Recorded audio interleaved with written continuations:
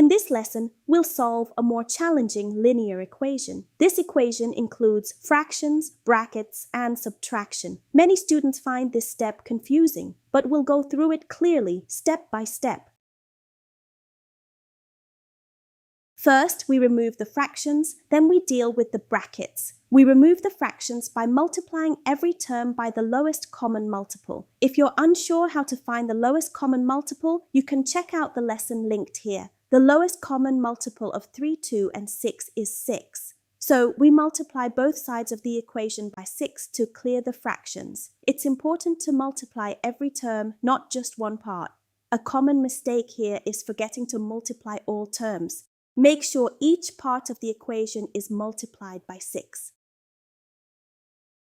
On the left side, 6 divided by 3 is 2, so we get 2 times 2, x plus 3, ours, which is 4, x plus 3.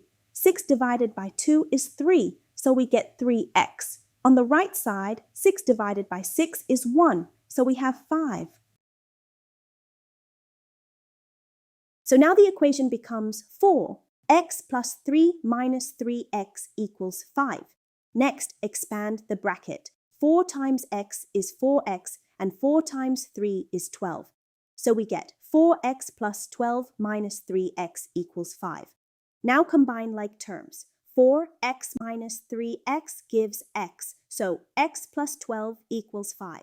Next, subtract 12 from both sides. On the left, the 12 cancels out. On the right, 5 minus 12 gives negative 7, so x equals negative 7.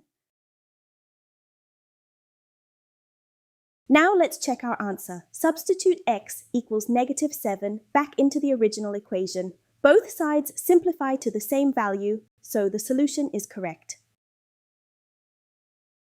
And that's how we solve this type of equation. Remember, first clear the fractions, then expand the brackets, and finally solve step by step. Check out the next lesson to continue the series. See you next time.